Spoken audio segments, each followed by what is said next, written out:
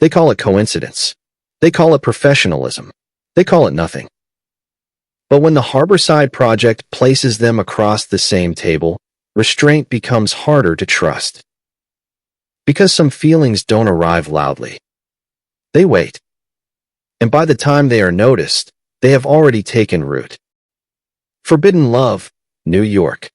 Episode 2, The Morning After Knowing. Section 1. Prologue. The Day After. Wednesday morning, October the 1st, arrives in New York with the particular confidence of a city that has made up its mind. The air has changed. Not changed the way September air sometimes pretended to change. Those early autumn mornings that still carried the body heat of August in their undercurrent, still smelled faintly of the summer just evacuated, still felt, if you pressed your palm against the sunlit stone of a building's face, like something that hadn't quite agreed to end. This is different. October has arrived with a kind of declarative authority, the way a judge enters a room and the temperature of everything adjusts without anyone being told to adjust it. The cold is real now. The light is real in a new way, stripped of September's amber gauze, thinner, cleaner, more honest. The kind of light that does not flatter. The kind of light that simply shows you what is there.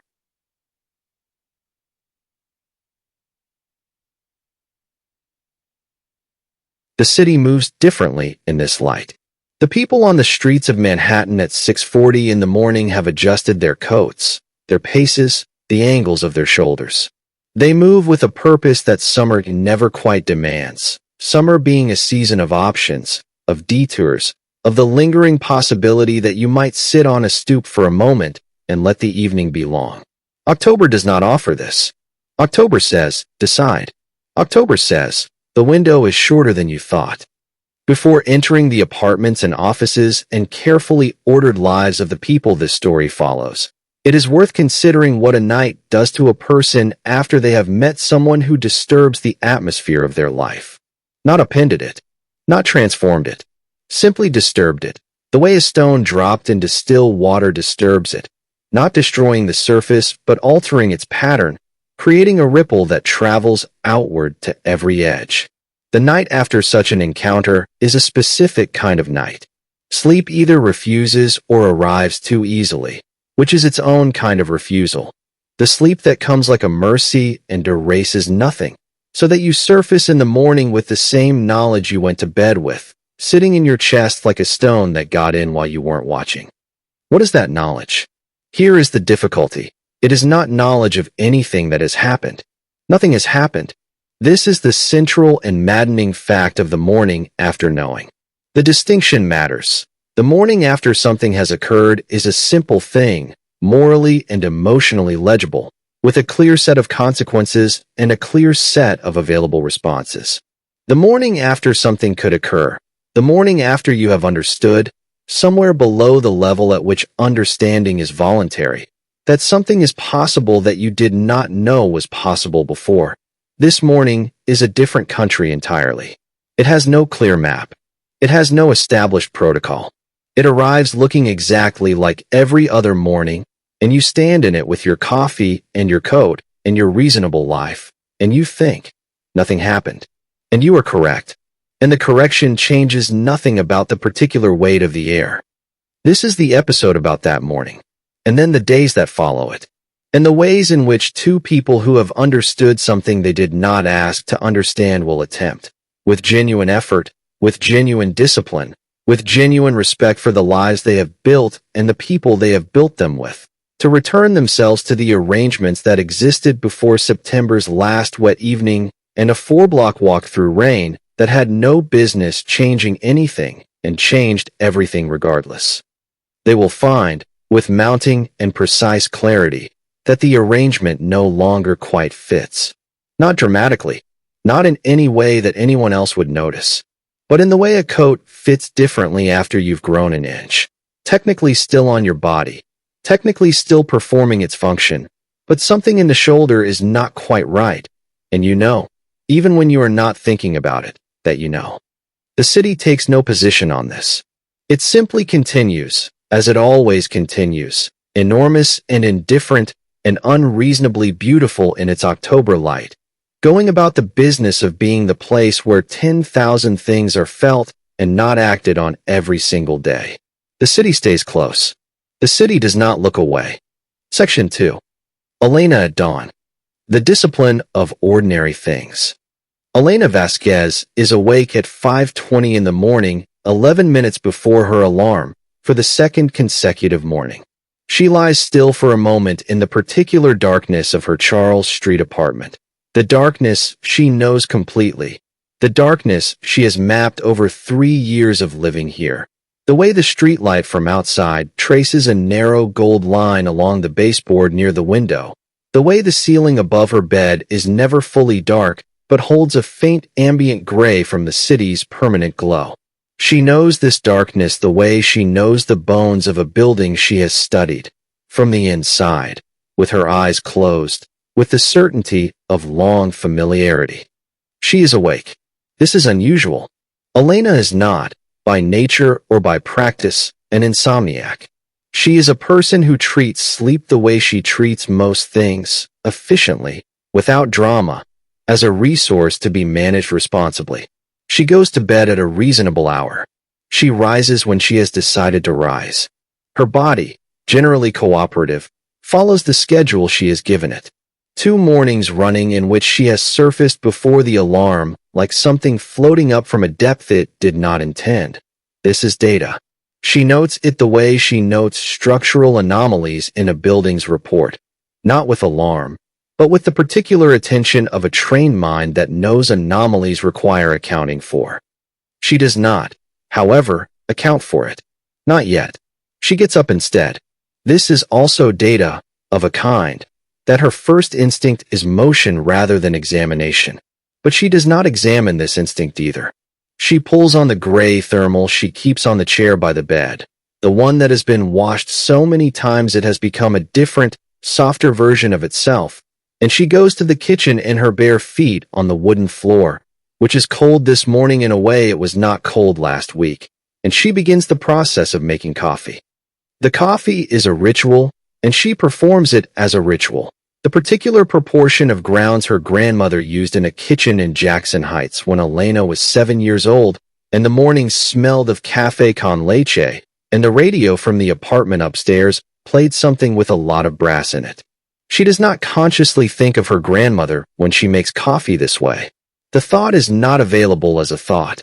It lives lower than that, in the hands, in the proportion, in the specific angle at which she pours the hot water over the grounds and then stands back and lets the coffee bloom. It is a ceremony of continuity. It is the smell of the women who made her. She stands at the kitchen window with her mug while the coffee cools to the temperature she prefers, which is just below scalding. The courtyard garden below her window is visible in the early gray, the small shared space that belongs to the building's 3 ground floor tenants, and which she has watched change over 3 years the way a person watches anything they return to repeatedly, noting the accumulation of small changes that constitute, in aggregate, significant change. The hydrangeas that were extravagant and blue-violet in July are gone brown and papery now, their color spent, their petals still clinging with the particular persistence of things that have not quite accepted their own ending. The maple in the corner has begun to turn. The container herbs on the back neighbor's ledge have gone woody and tired. October has been through the courtyard the way October goes through everything, not unkindly, not cruelly, but with absolute thoroughness. She drinks her coffee. She stands at the window for longer than she usually stands at the window.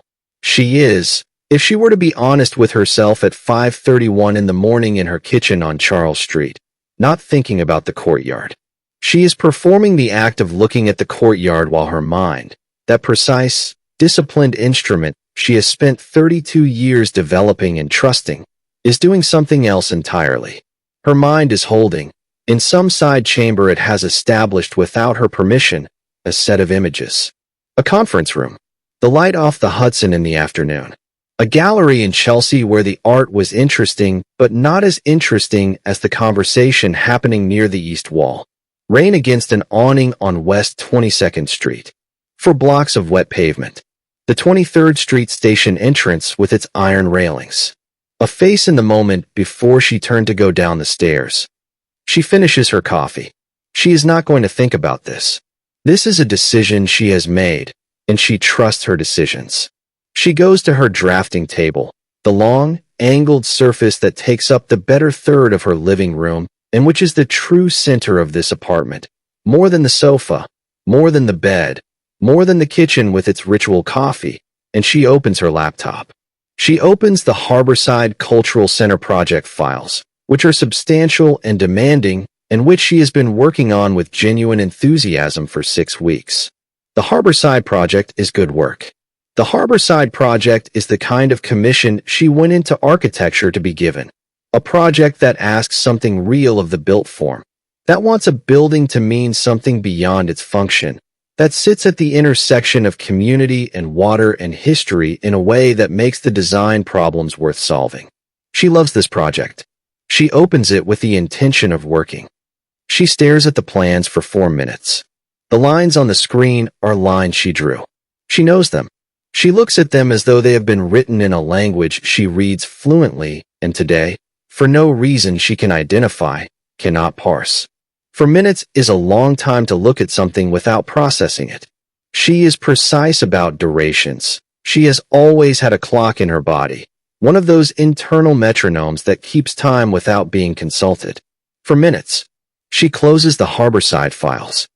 She opens instead her sketchbook, the large one, the spiral-bound one with the heavy cream paper that she uses not for architectural work, but for what she privately thinks of as thinking and drawings.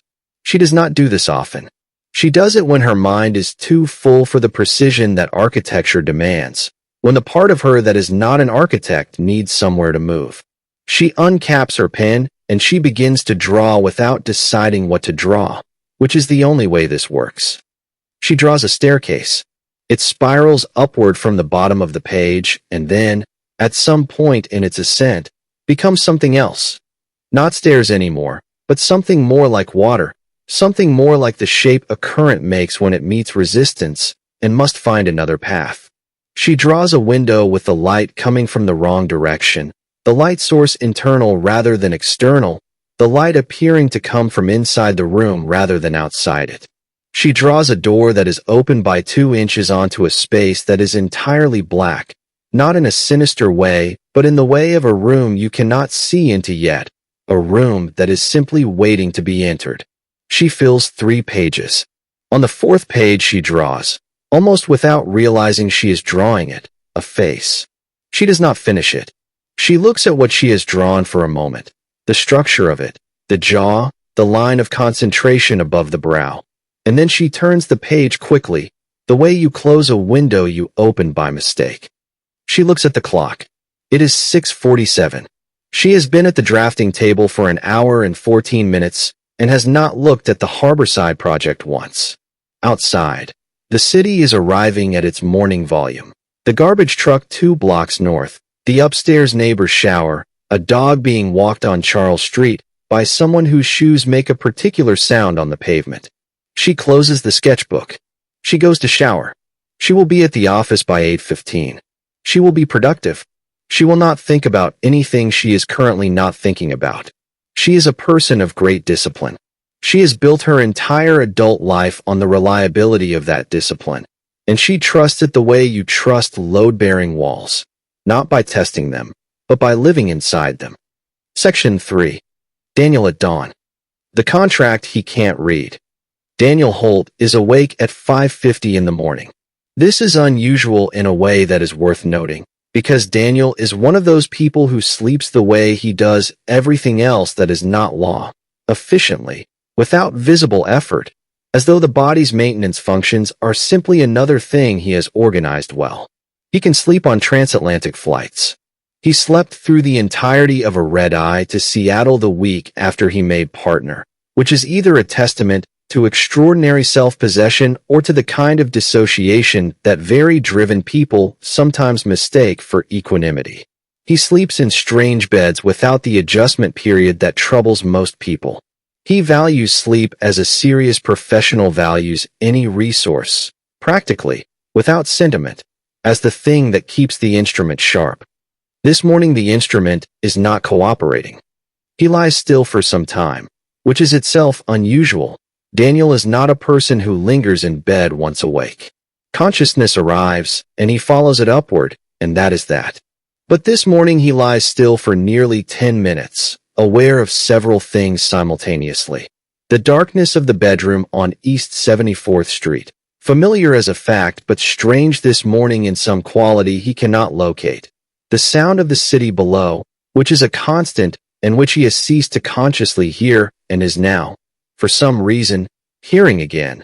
The early trucks on the crosstown. The particular hush of Park Avenue before 6 in the morning, which is a different quality of hush than any other avenue manages, and Charlotte, asleep beside him, her breathing steady and deep and completely peaceful, one hand resting open on the pillow in the space between them, palm upward, the way a person sleeps who has nothing unsettled to carry into the night. He looks at her hand for a moment. Then he gets up very quietly, the particular careful quiet of someone who has been in a long relationship and has learned the specific protocol of not waking the other person, and he goes to the kitchen and makes coffee. The kitchen on East 74th is large by Manhattan standards, not by any other standard, with windows that face east and catch the first light when there is light to catch. There is not much light yet. The park, visible from this height, is a dark mass of trees against a sky that is beginning, in its easternmost margin, to suggest the concept of morning without yet delivering it. He stands at the window. He does what he has always done with things that resist categorization, which is to examine them. Daniel Holt did not become a senior partner at Hargrove, and Holt at 34, by refusing to look directly at difficult things. He examines difficult things. He finds the language that is doing something other than what it appears to be doing. He finds the clause that seems benign and is not. He is, in the formal vocabulary of his profession, a reader of contracts. And a contract is always a document in which some things are stated and other things are buried. And the art is in locating the buried things before they become consequential. He applies this skill now, standing at his kitchen window with his coffee, to the previous evening. To the previous 2 evenings, more precisely. He constructs the argument. A conference room at Meridian Architecture Group, a professional presentation, a formal context, people in the room, an architect presenting a proposal. Appropriate. A gallery opening in Chelsea, an arts event, a professional collision not uncommon in a city where certain professional circles exist in proximity. Coincidental. An awning on West 22nd Street where the rain drove them together for shelter. Circumstantial, meaningless as a legal matter, the kind of thing that happens every day in a city of 8 million people navigating the same weather system. A walk, 4 blocks, in the same direction, because they were both going toward the same subway line. Courtesy. Pedestrian. The conversation, interesting. She was interesting. She knew things and said them without performance, which is rarer than it should be, and he was interested by her, which is also not uncommon. He is interested by a number of people he encounters professionally. This is part of what makes him good at his work. He is genuinely curious, genuinely attentive, and he brings that attention to people who merit it. She merited it. This does not constitute anything. He reviews this argument with the genuine precision he would bring to a brief, and he finds it persuasive in every measurable respect. He also finds it, in some register below where measurement operates, unconvincing in a way that has nothing to do with the evidence and everything to do with the quality of awareness he has been carrying since he looked up from his phone in that conference room and found her looking back. Not at him specifically. She had been looking at Marcus Webb. She had been in the middle of saying something to the room. She had been looking at him in the normal course of presenting to a group of people. And yet, the word "and yet" is doing considerable work in this sentence. And Daniel is honest enough, standing at his window in the first gray of an October morning, to acknowledge the weight it is carrying. He decides to go for a walk. This is also unusual. He walks regularly, a deliberate, scheduled morning walk in the park, The kind of walk that belongs to a man who has systematized his health the way he has systematized everything else. But his walk is at 7:15, after Charlotte has her coffee, after the day has a shape. It is not 5:58. He goes anyway. He pulls on his coat in the dark hallway and closes the door with his careful quiet and rides the elevator down and steps into October, which receives him with the cold frankness of a city that owes no one comfort. The park at 6 in the morning is its own New York, a New York of dog walkers and serious runners, and the occasional figure sitting absolutely still on a bench in a way that is either meditation or exhaustion and is sometimes both. The trees along the path inside the East 72nd Street entrance have changed. He notices this with the slightly startled attention of someone who has walked this path many times and has been, perhaps, not fully looking. The leaves are turning in earnest now. The light through them, the first tentative, horizontal light of morning, comes through in pieces, broken and scattered, and makes the path a thing of fractured gold and deep shadow. He walks for 40 minutes. He thinks, or rather he does not think, but permits himself to be accompanied, the way you are accompanied by something you are not ready to name, and so you walk beside it instead and do not introduce it to anyone. The cold is thorough and clean, and by the time he reaches the reservoir, he is fully awake in a way that has nothing to do with coffee. He stands at the fence at the reservoir path and looks at the water, which is still and gray and holds the sky's early color, and he thinks, nothing happened. And he is correct. And the correctness of this thought does not touch the thing walking beside him. The cold has clarified everything except the one thing he brought into the cold to be clarified. He turns and walks back. Section 4. The Project. The Architecture of Proximity. Marcus Webb appears in Elena's office doorway at 9:30 with the expression he wears when he is genuinely pleased and is attempting to modulate it into something professional. He is not always successful at this modulation. He is a large, deliberate man in his mid-50s, with the kind of silver hair that arrives on certain men as though it always belonged there. And he has been Elena's senior partner at Meridian for 4 years in a way that has been, she recognizes, and is grateful for, genuinely mentoring. Not proprietary, not territorial, but the real thing. The kind of mentorship that wants nothing except your success, and will occasionally tell you things you need to hear in a voice that is frank without being unkind. The news is this. Landco Capital has selected Meridian's Harborside Cultural Center proposal as the finalist for full contract negotiation. The project is real. The work is beginning in earnest. The scope, a 40,000 square foot cultural center on the Williamsburg waterfront, with public programming space, a gallery wing, a small performance space, and a roof access point designed around the view corridor to Manhattan, is the kind of scope that a firm like Meridian works toward for years and does not always reach. Marcus is pleased. His modulation is not entirely successful. He talks about the timeline, the Landco project team, the possibility of a site visit to Williamsburg in the coming week. He talks about the negotiation phase and what it will require. And then he mentions the law firm, Hargrove Holt, leading the Landco legal side, the firm that will be across the table in every negotiation meeting for the duration of the project's development phase. Elena keeps her expression exactly where it is.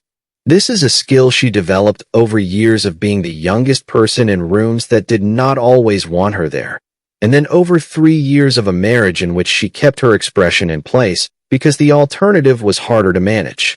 She is very good at it.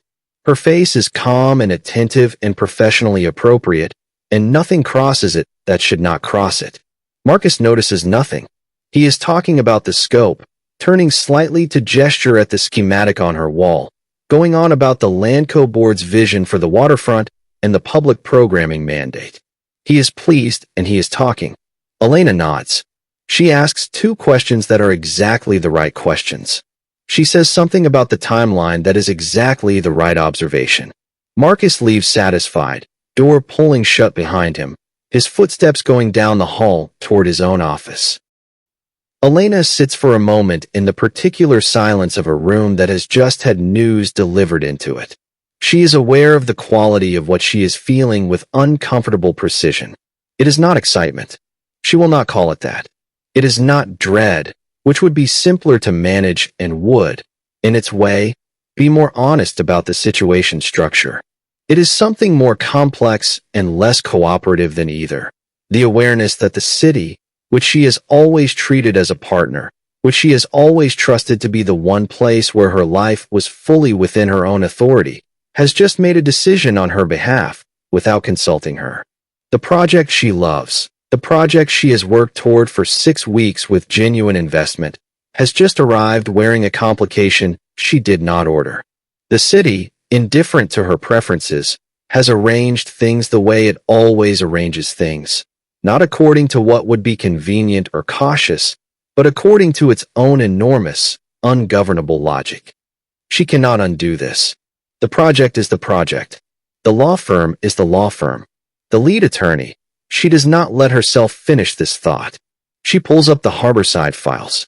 She opens the structural specifications. She opens the material schedules. She opens the presentation framework for the negotiation phase. And she works. She works with the ferocious, almost aggressive concentration of a person using her best skill as a firewall, using precision as the thing that keeps everything else at a managed distance. She addresses the load-bearing concerns in the south wing. She resolves a conflict between the mechanical systems and the ceiling heights in the gallery space. She rewrites the material justification section so that it speaks to the Landco board's stated priorities without compromising the design intent. She works for 3 hours without stopping, and the work is genuinely good. The kind of work that comes out clean when the mind behind it is fully engaged. And for 3 hours she is fully engaged, and the file in front of her is the only thing that exists. Across Midtown, at roughly the same hour, in the offices of Hargrove and Holt on the 43rd floor of a building on 6th Avenue, whose lobby Elena has never entered and whose conference rooms she has never sat in, Daniel Holt receives the same news from his managing partner. The Landco account. The Harborside project. Full contract negotiations beginning next week. The architectural firm, Meridian. He opens the file his assistant has already prepared, the project summary, the client contacts, the architectural team. The lead architect's name is there in the third line of the contact section. Elena Vasquez. He reads the name once. He closes the file. He sits for a moment. Then he reopens it and reads it again, not because the name has changed, but because he is, as he has identified, a person who looks directly at things. And this is a thing that is here now, in his file, in his workday, in the professional future of the next several months. He reads the name. He notes it the way he notes a complication in a contract, with attention, without alarm, with the methodical intention to understand it fully before proceeding. He picks up his phone and asks his assistant to clear his afternoon. He has reading to do. There are a great many things to understand about this project, about its legal parameters, about the development agreement's fine structure. He will understand all of them. He will be, as he is always, thoroughly prepared. He does not let himself attach any other meaning to the thoroughness of his preparation. He is a prepared person. This is simply what he does. Section 5. Julia. The friend who sees. Saturday, October the 4th. The restaurant is on Cornelia Street, a small Puerto Rican place tucked between a wine bar and a laundromat, operated by a family whose name is on a small hand-painted sign above the door that Elena has been reading for 5 years without being able to fully make out the third letter. Inside it smells of sofrito and garlic and something sweet from the oven, and the walls are painted the particular yellow-green of a place that decided on its aesthetic 40 years ago and saw no reason to revisit the decision. There are 8 tables. On a Saturday in October, at noon, 5 of them are occupied. Elena and Julia have a standing claim on the table in the back left corner, the one nearest the window that looks into the kitchen, which Julia chose the first time they came here, because she said she likes to see where the food comes from. This is entirely consistent with who Julia is. Julia Reyes is 33 years old and has been Elena's closest friend since they were 18 and living on the same floor of a dormitory in New Haven in which they were two of 7 Latinas in a building of 200, which is a circumstance that creates either acquaintanceship or deep, abiding friendship depending on the people involved. They became the latter. Julia grew up in Williamsburg before Williamsburg was what it is now, in a building her parents still live in, and she photographs New York with the intimacy and authority of someone for whom the city is not a discovery, but a fact, not a backdrop, but a body, something she knows from the inside the way Elena knows buildings from the inside. She photographs what she calls the city's forgotten geometries, fire escapes and light wells, and the underside of elevated structures, and the particular way a gap between two buildings on a cloudy day creates a volume of white space that is almost architectural in its specificity. She sees everything. This is both her professional gift and what makes her, across a table in a small restaurant on Cornelia Street, a slightly terrifying person to be in a friendship with. Elena has not told Julia anything. This is itself a data point, because Elena tells Julia most things, not in the way of people who outsource their emotional processing, but in the way of people who have a single witness to their interior life, whom they trust absolutely. And for Elena, that witness is Julia. And the silence of this week on the subject of anything other than the Harborside project and a client review and a conversation with her mother in Queens is notable in the way of an absence that has a shape. They eat. They talk about Julia's current project. She is documenting the construction sites along the Hudson Yards corridor, the scaffolding and the cranes and the particular light through mesh safety netting that creates, she says, an accidental impressionism. Elena is interested. She always is. They talk about Julia's older brother Marco and his new apartment in Astoria, and whether it is as terrible as he made it sound or as terrible as Julia thinks it sounds from a distance. They talk about their mothers, who know each other and conduct a parallel friendship by telephone that is entirely independent of their daughters and occasionally better informed. The food comes, and they eat it, and the restaurant fills around them with the particular Saturday noon warmth of a place that is doing what it is designed to do. Then Julia asks about the Harborside project. Elena talks about it. She talks about it with genuine enthusiasm. She cannot do otherwise, because the project is genuinely exciting, and Elena is not a person who performs enthusiasm, and she talks about the negotiation phase beginning next week and the waterfront site and the design challenges she has been working through. Julia listens. Julia always listens fully, with the same attention she brings to the viewfinder, not waiting for her turn, but actually present in what the other person is saying, tracking not just the content but the texture of it, the way a person says a thing as much as what they say. And then, without transition, without any visible deductive sequence, Julia asks about the lawyer. Elena is quiet for a moment. The moment is not long, but it is complete, with a full interior in it. Then she says she does not know what Julia is talking about. Julia nods slowly, looking at her, and says nothing. The silence has the quality of Julia's best photographs. Everything present, nothing editorialized. Elena says there is nothing to talk about. Julia nods again in a way that performs absolute agreement and eats a piece of fried plantain with a meditative deliberateness that Elena has known for 15 years and has never been able to counter effectively. Elena says it is a professional situation. She says this, and it is true, and she means it, and Julia knows she means it, which does not alter Julia's expression by a single degree. Elena says she encountered him at the gallery, which was a coincidence, and that they walked briefly in the same direction when the rain started, which was practical. Julia sets down her fork. She looks at Elena with the full, unhurried attention she reserves for photographs she knows are important. Not the ones she takes casually, but the ones she feels before she takes them, the ones where she holds still a little longer because she knows the light is doing something she will only understand later. She is looking at Elena like that now. Elena says it was nothing. She says the word nothing with conviction and means it as a legal declaration. Nothing occurred, nothing was said, Nothing was proposed or accepted or understood. Julia takes the word nothing and says it back in a tone so carefully neutral it constitutes a form of devastation. And Elena, who has argued well against nothing her entire adult life, who has used nothing as a bulwark, as an architecture, as the solid neutral ground she has stood on since the marriage ended, and she decided that certain territories were simply not going to be revisited, finds herself sitting across from her best friend in a restaurant that smells of sofrito and her grandmother's kitchen and the place she comes from, holding a word that no longer quite covers the thing it is supposed to cover, and she has nothing to say. Julia, who is merciful in the way that truly honest people are merciful, not by withholding the truth, but by knowing when to let it sit, picks up her fork and returns to her food. She does not press.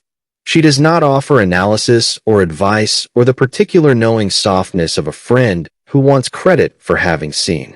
She simply lets the moment be what it is, which is already a great deal, and they finish their lunch in the warm noise of the restaurant, talking about other things, their knees occasionally touching under the small table the way they have always sat, close enough to be sisters, two women from the city who found each other young and held on. Section 6. The Site Visit. Williamsburg in October. Monday, October the 6th.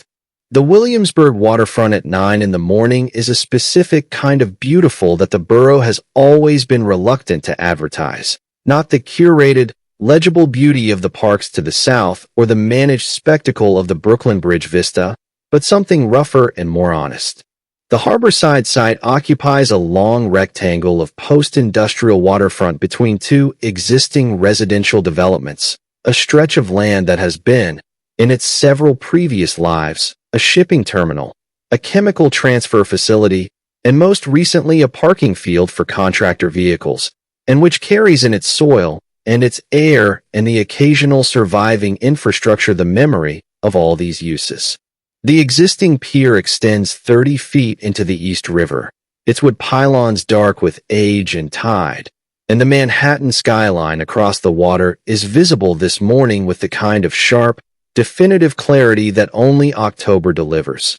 The buildings distinct and individual, the sky behind them the clean, cold blue of a color that has decided to be itself without compromise.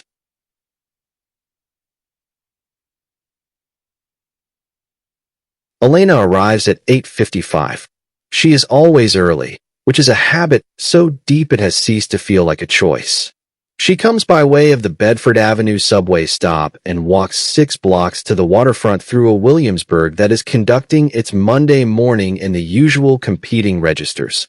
The coffee shop with its queue, the bodega with its hand-lettered sign, the school around the corner releasing its particular wave of organized chaos at 8:45 before settling back to quiet. She walks through all of this with her charcoal wool coat buttoned against the cold, her hair in its knot, her notebook in her left hand, and the laminated project plans rolled under her right arm. She is thinking about the building. She is almost always thinking about the building. The approach to the site is part of the experience of the site. She believes this with the conviction of someone for whom architecture is not a product, but a conversation between the built form and the person moving through it. And she walks this approach deliberately, noting the view corridor as it opens, the way the East River becomes visible between two existing structures in a gap that widens as you move closer, the way the Manhattan skyline appears in pieces and then whole. Marcus arrives with the 2 junior architects from the Meridian team.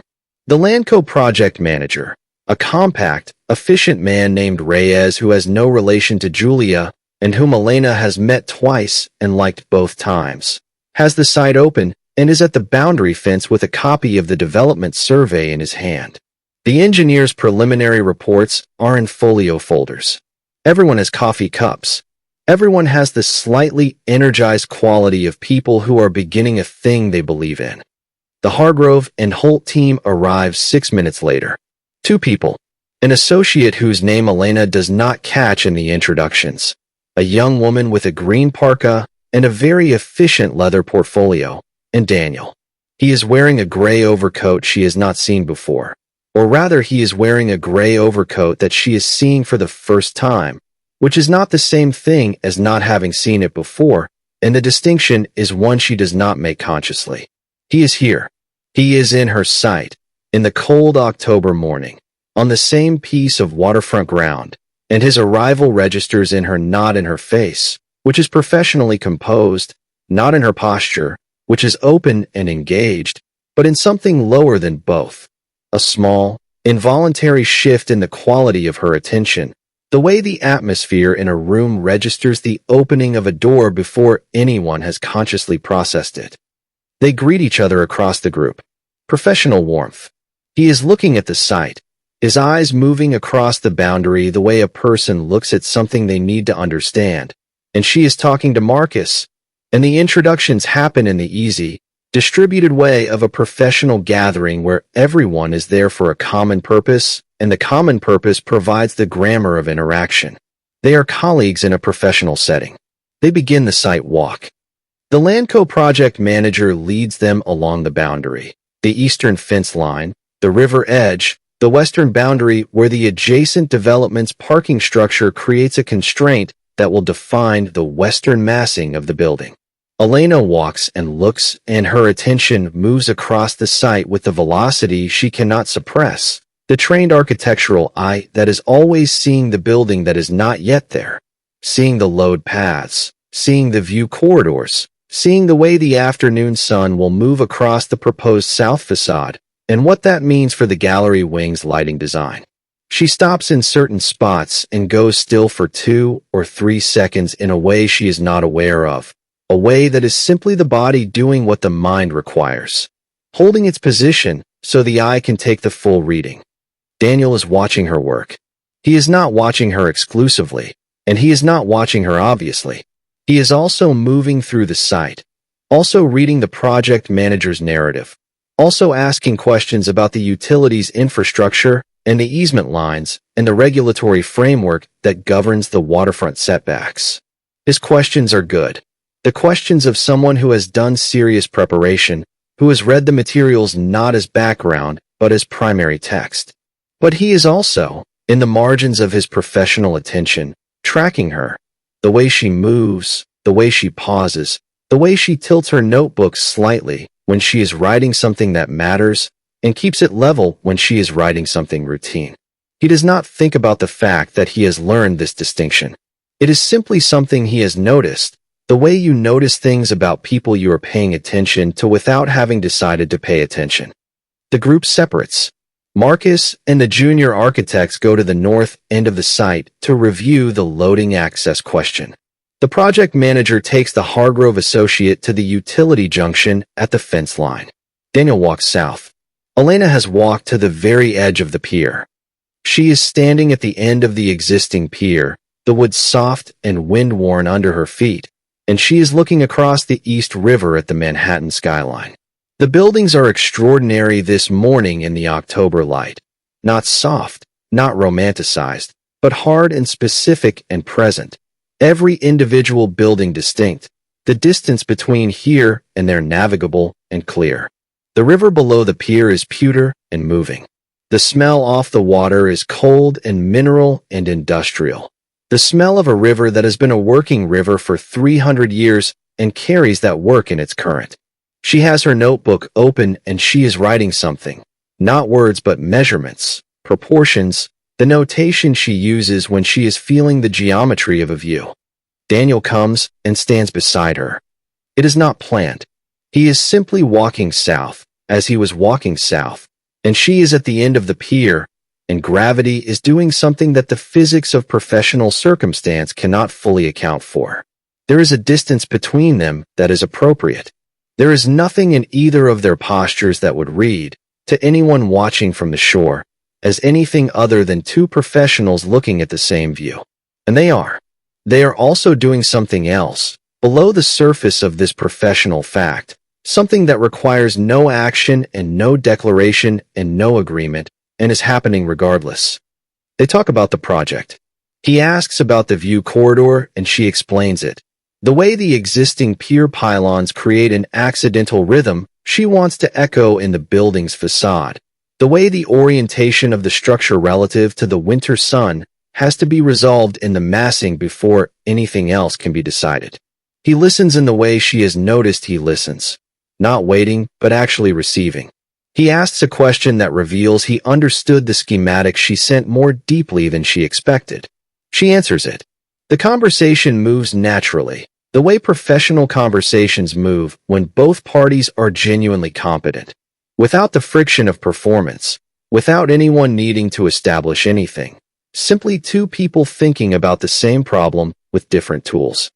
And then the conversation moves, in the gradual, unhurried way of conversations between people who are comfortable with each other in some register they have not officially acknowledged, away from the project specifics and toward the view.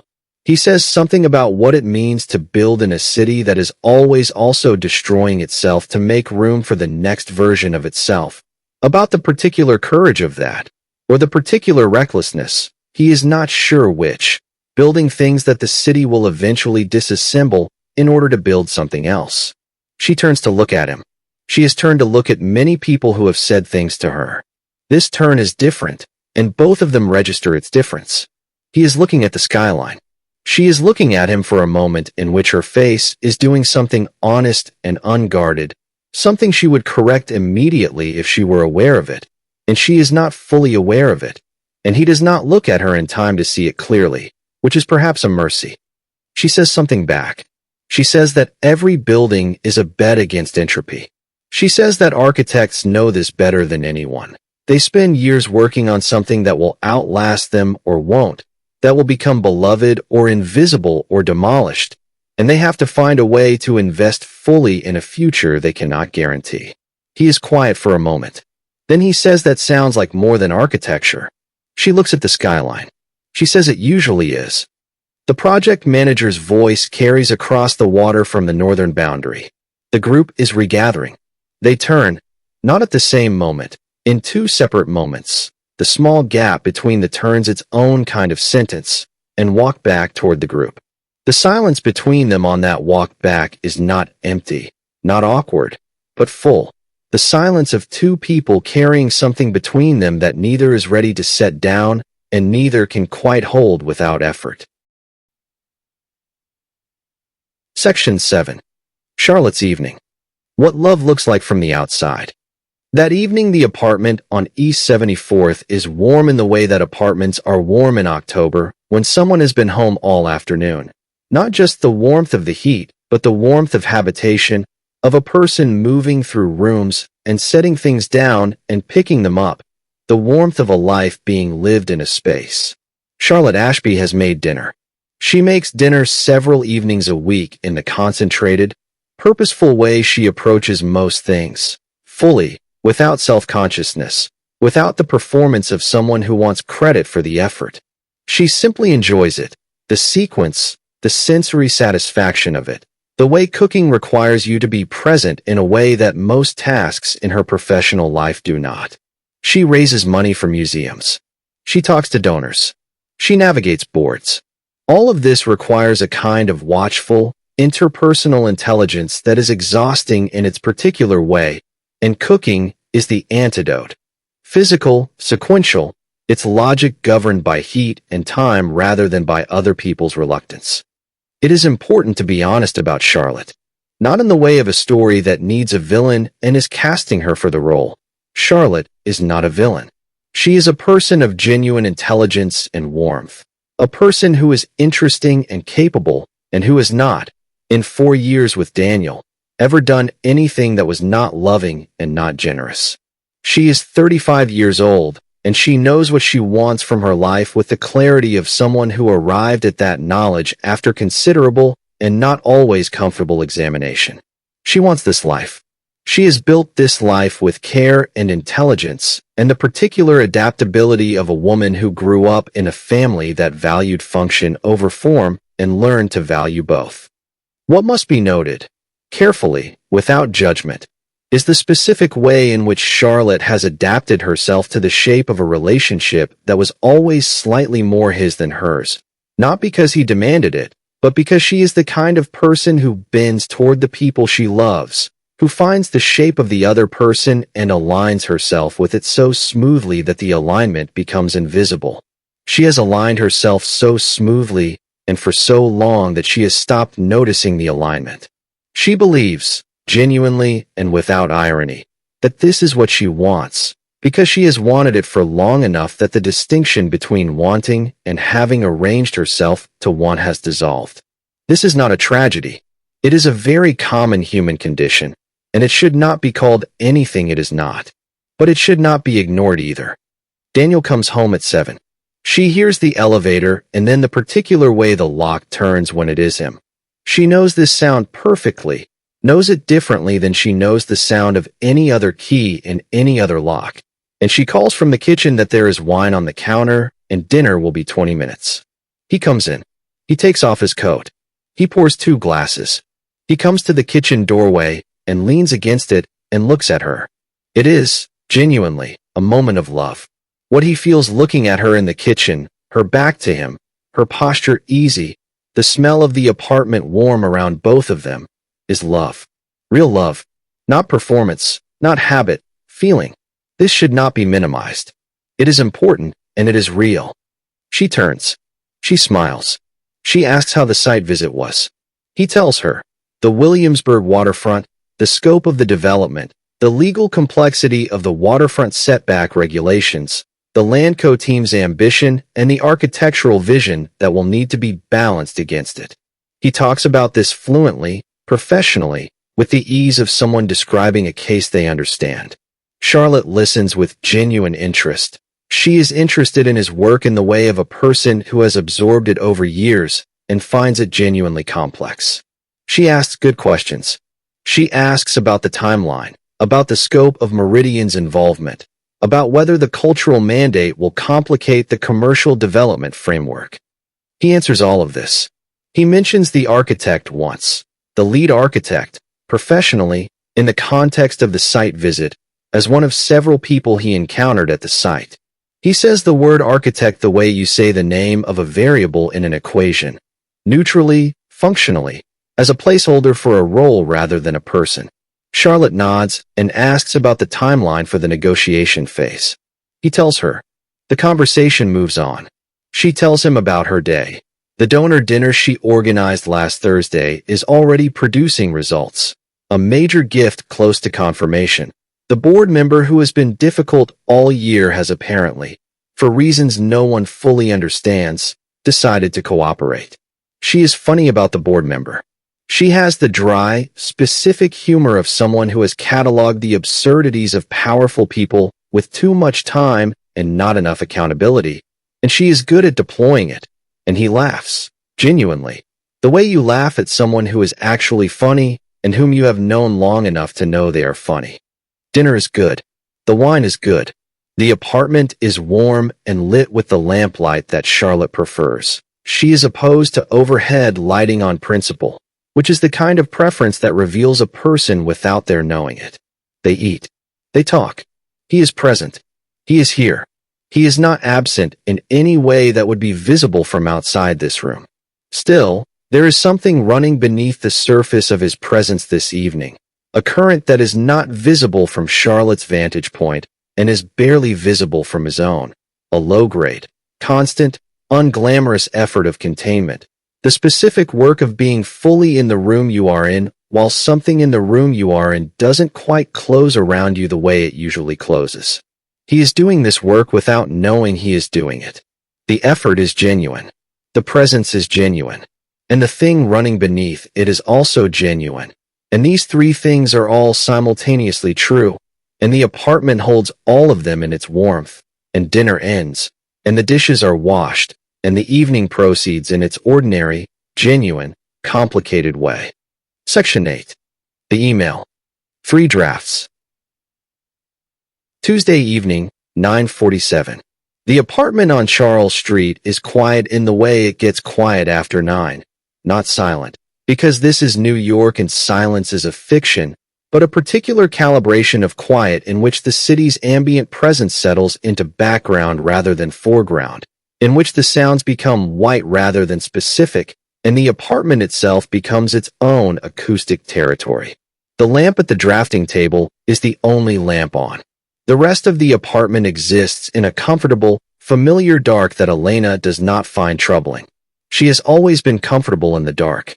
She has always had better access to herself when the visual field is narrowed.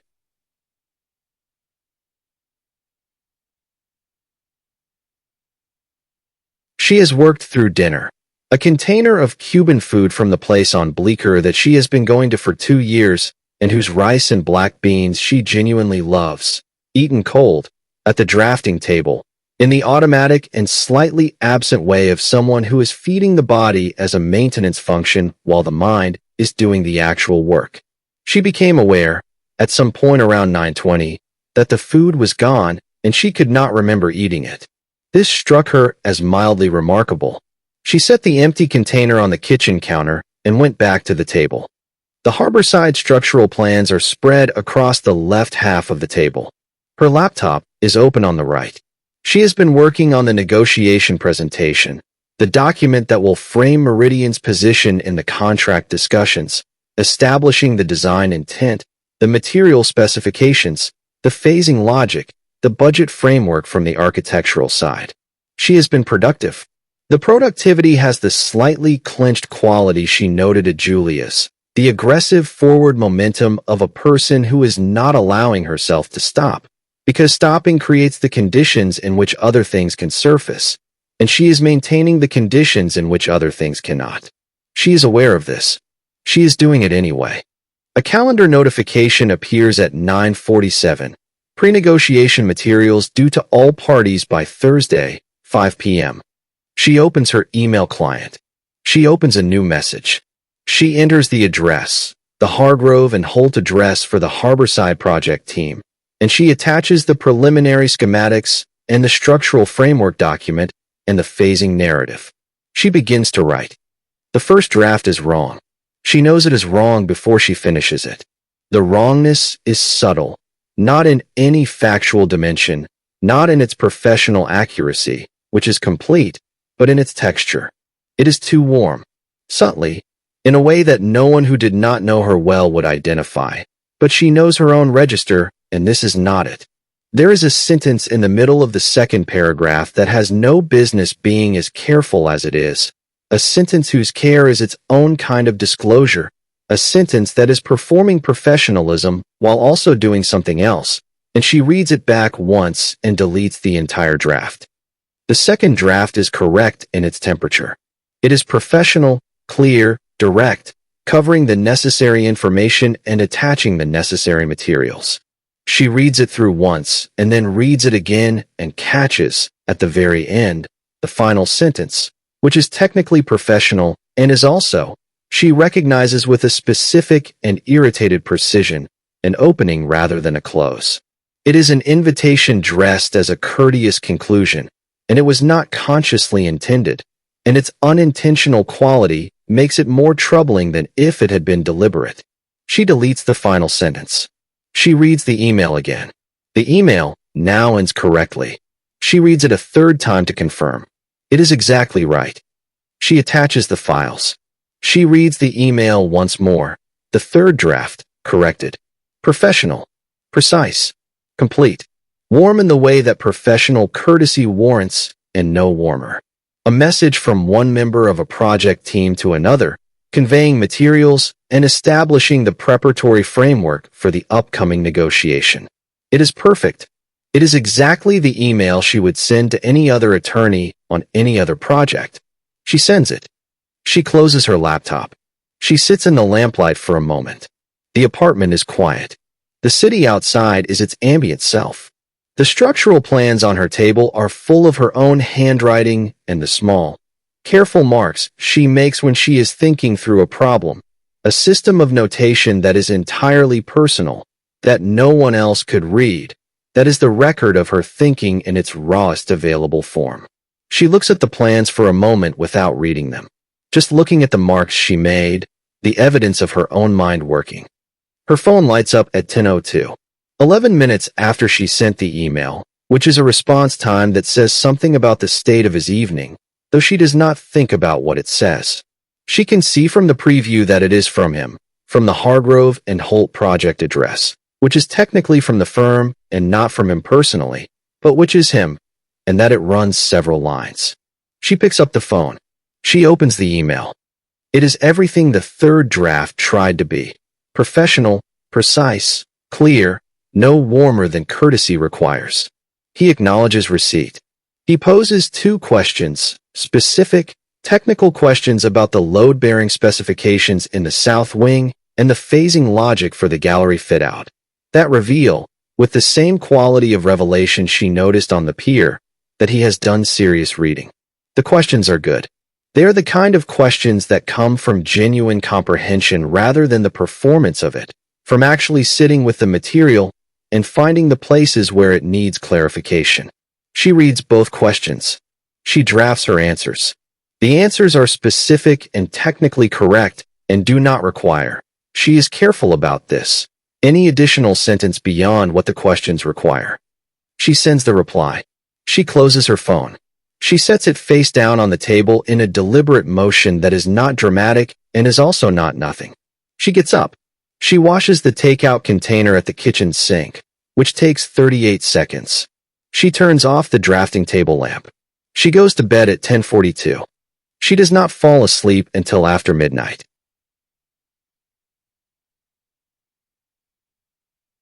The discipline that serves her so well in the daylit hours, in the lamplit hours of the drafting table, in the hours when there is a task to anchor the mind. This discipline is not nocturnal. In the dark, in the quiet, in the particular honesty of a bed at 11 in the evening, the things she has not been thinking about all day are simply present. Not loudly, not dramatically. They are there the way things are there when you stop moving, quietly, patiently, with the specific confidence of things that know they don't have to insist. She lies in the dark and she lets herself, because the hour is late enough that the cost of not letting herself is simply exhaustion, trace the morning's shape. The conference room in September, the gallery, the awning, the 4 blocks, the pier this morning, the October light on the water, the pylons below, the skyline. A question about building things in a city that will eventually dismantle them. A sentence she said and a silence he gave back to it, and something in the quality of that silence that she has been not thinking about since she turned and walked back across the pier. She does not draw any conclusions. She simply lets it be present, in the dark, in the apartment she designed as a fortress, and which is less fortified than she thought. And at some point past midnight sleep comes, and she lets it, and the city continues outside her window, indifferent and magnificent, going about its business without her permission, as it always has. Section 9. The lobby. 18 seconds. Thursday, October the 9th. The pre-negotiation meeting is scheduled for 10 o'clock at Meridian's offices on West 55th Street. In the large conference room on the 17th floor with the east-facing windows that look toward Midtown's density and, on clear days, suggest the park. Elena is there by 9:41, which is 19 minutes early, which is further early than she usually is, and which she notes and does not examine. The office is arriving into its Thursday morning state. The reception desk staffed, the coffee station outside the main conference room set up, the junior architects from her team already spreading their materials at the table inside. She stops at the coffee station. She pours coffee. She stands with her mug and goes over the morning structure in her mind. The agenda, her opening remarks, the sequence of the materials she'll present, the questions she anticipates, and how she will answer them. She is very prepared. She has been very prepared since Tuesday evening's aggressive productivity session, reinforced by a Wednesday of equally focused work, and the preparation has the quality that good preparation always has. It calms the mind by giving the mind something real to hold. She knows this material.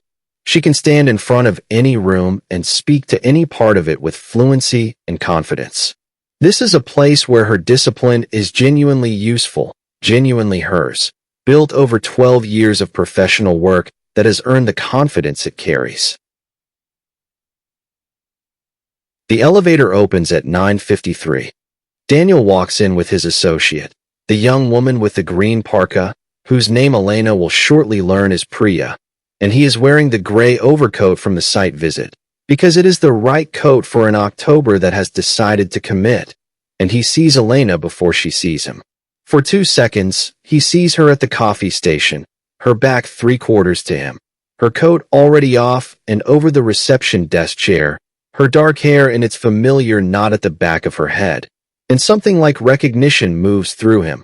Not surprise, not the generic recognition of encountering someone known, but something more specific, the particular quality of seeing someone you have been, in various forms of denial, not thinking about appear without announcement in the physical world. It is a small thing. It lasts 2 seconds. He crosses the lobby toward the coffee station. She turns. She sees him.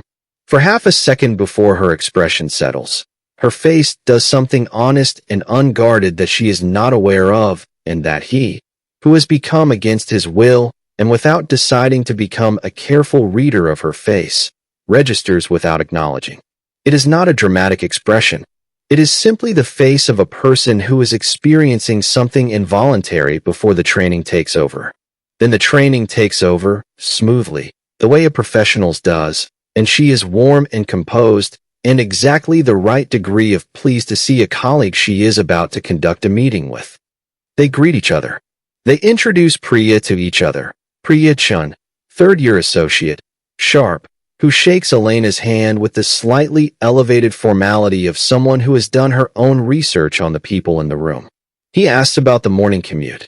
She says something about the train being cooperative, which is a sentence that means nothing and which both of them speak fluently, because this is New York and the subway is the city's common grammar of small talk, the thing you say when you need a sentence to occupy the air. He pours coffee. She stands at the coffee station and they wait for the attendant together for 18 seconds. Those 18 seconds deserve their full weight. The conversation is simple. The weather, the project, a brief acknowledgement that the Thursday morning is already moving faster than intended. The words are completely ordinary. They are, as content, forgettable. And beneath them, parallel to them, in the private interior of each of them, something else is happening. A kind of extreme, almost comic ordinariness of sustained parallel experience.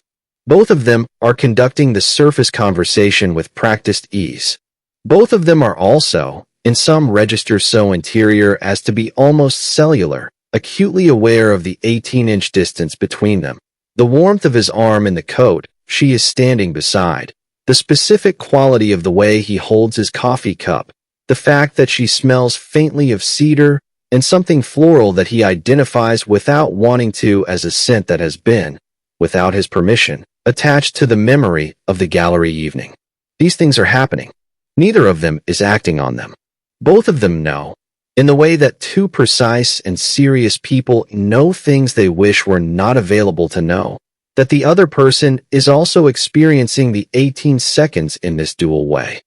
Marcus arrives through the main entrance, 20 seconds after Priya and Daniel, slightly damp from the short walk from the garage.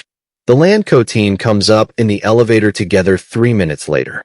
The meeting begins. It is a good meeting. Substantively good, productively good, the kind of meeting that advances a complex project in the right direction and leaves everyone in the room understanding the path forward better than they understood it before they sat down. Elena presents. She is in her clearest professional register, unambiguous, precise, willing to engage with challenge and redirect when necessary, able to hold the room's attention not through performance, but through the quality of her thinking made visible. She moves through the schematics with her hand tracing the logic, the way her hands always move when she is explaining something she loves, purposeful, expressive, the motion of hands that know what they are doing and are not performing the knowing.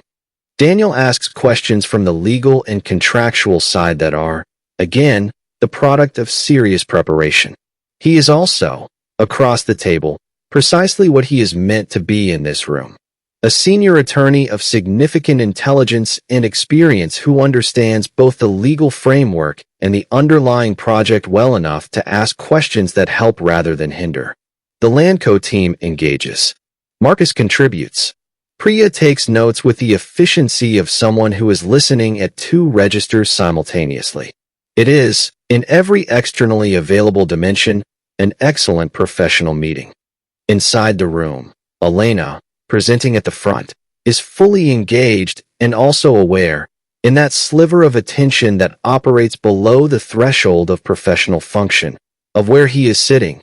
3rd seat on the left side, slightly forward in the chair, the gesture of someone who is genuinely engaged rather than performing engagement.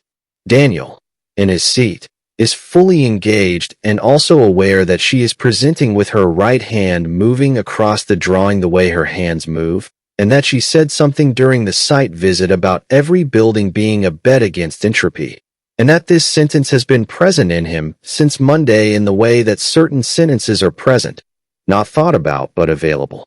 The way a song you have not consciously recalled comes out of you. If you're enjoying Forbidden Love, New York, don't forget to like this video, leave a comment, and let me know what moment stayed with you. Share this episode with someone who loves slow burn romance, and subscribe for the next chapter. And make sure you hit the notification bell so you never miss what happens next. When you are not monitoring yourself. The meeting ends at 11:55. People gather their materials. There is the pleasant, low-energy dispersal of a meeting that went well. A few standing conversations begin in the conference room before people leave.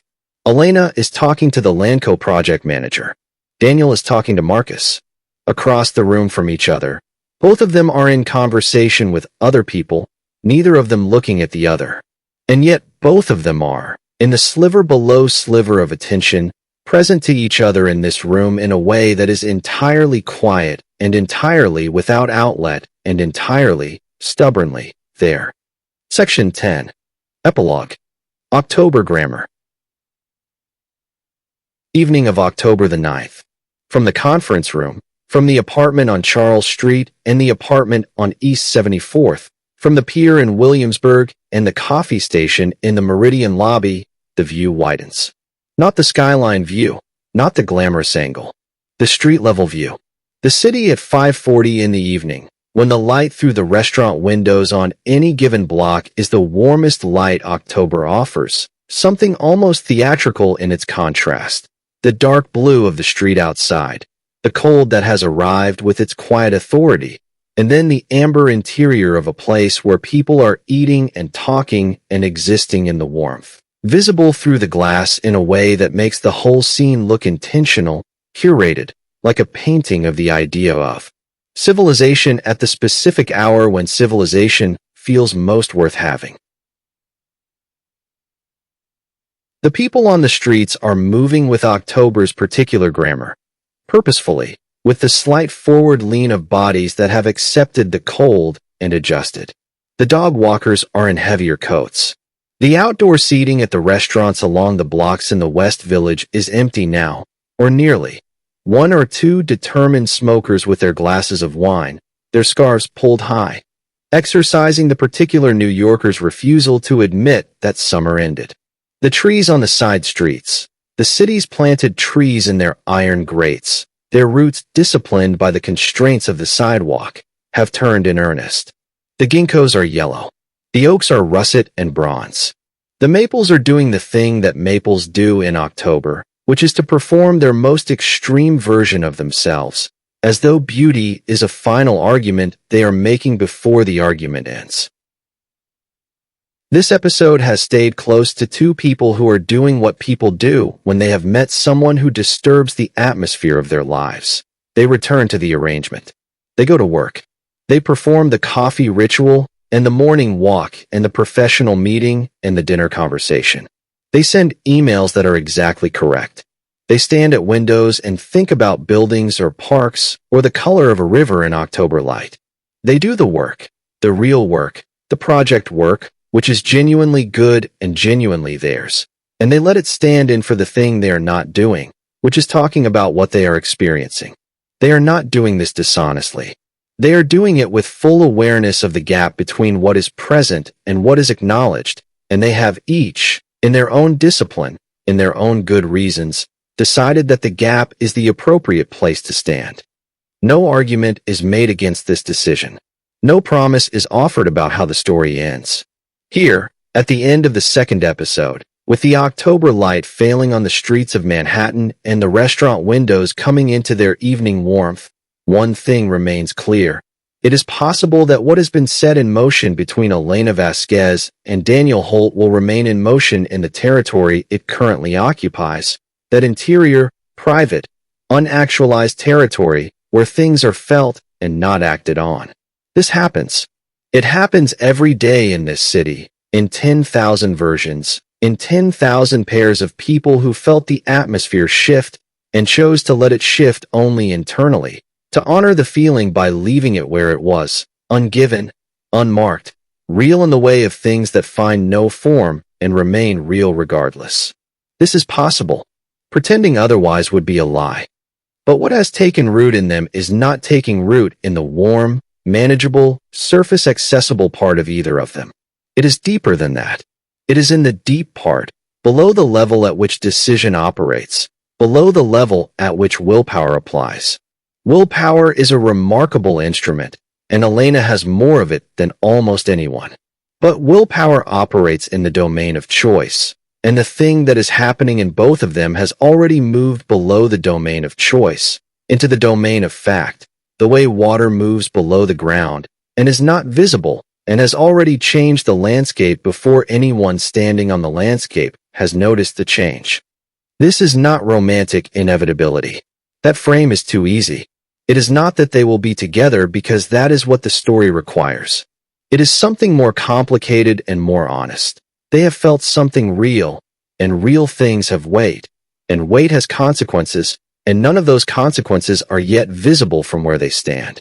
Daniel will go home tonight and Charlotte's dinner will be warm, and his love for her is also real, and the weight of that love is considerable, and he will not think about Elena, or he will not let himself think about Elena. And these are different things, and he knows the difference, and the knowing is its own kind of weight. Elena will sit at her drafting table, and the Harborside plans will be open, and she will work with ferocious, genuine concentration, and the work will be good, and the work will not resolve what the work cannot resolve, and she knows this, and she lets herself know it, which is new for her, and the newness of it is its own kind of beginning. At the close of this episode, the image that remains is not the pier in Williamsburg with its dramatic light and its cinematic landscape, not the rain on West 22nd Street with its obvious romantic poetry. The meeting room. The pre-negotiation meeting at Meridian's offices, 11:30 in the morning, the east-facing windows letting in the flat October light. Elena at the front of the room, her right hand moving across the schematic drawing in the arc that her hands describe when she is explaining something she loves. The arc that is not performance, but genuine inhabitation of the work, the motion of a mind that has found its form and uses it. And Daniel, third seat on the left side, leaning slightly forward in his chair, not because he has decided to lean forward, not because he is performing attentiveness, but because he has forgotten, in the quiet emergency of listening to her speak about a building she loves, to perform an attention. He is simply there. He is simply forward in his seat. And the room is doing its professional work around both of them. And this moment is not romantic and is not dramatic and will not appear in anyone's memory as the moment when anything happened, because nothing is happening, because nothing has happened, because this is still the morning after knowing and not the morning after anything else. The light through those east-facing windows has its own meaning. October in this city has a particular quality, the month that reminds you, every year, with the gorgeous ruthlessness of its turning trees, and its clean, stripping light, that beautiful things have a season, that the light will not hold this angle, that the warmth already carried in the walls of summer will eventually exhaust itself, and the cold will complete its argument, that the window is shorter than you think, that what you have not said is being held by the body in the meantime, physically, in the way things are held before they have words, carried in the chest, in the throat, in the forward lean of a chair, preserved in the silence of an 18-second conversation at a coffee station, real in the way of the city's 10,000 unuttered things, The feelings that found no form and yet were felt completely and remained somewhere in the walls, in the water, in the particular quality of air that knew. York carries in October like a secret it has been keeping since the first cold morning, the first clear light, the first day when the atmosphere changed and everything decided, whether anyone asked it to or not, to be different now. The city holds them both, as it holds everything it has been given, without judgment, without mercy, without forgetfulness. It holds them the way it holds the rain on West 22nd Street in September, still in the pavement somewhere, still in the particular angle of a street light, still in the record of a walk that changed nothing and changed everything, still becoming what it will become, in its own time, by its own logic, in a city that has never once asked permission to make something out of what it has been given. End of Episode 2, The Morning After Knowing. Episode 3, The Language Before Language, coming next. Forbidden Love, New York. Audiobook edition, original fiction, all rights reserved.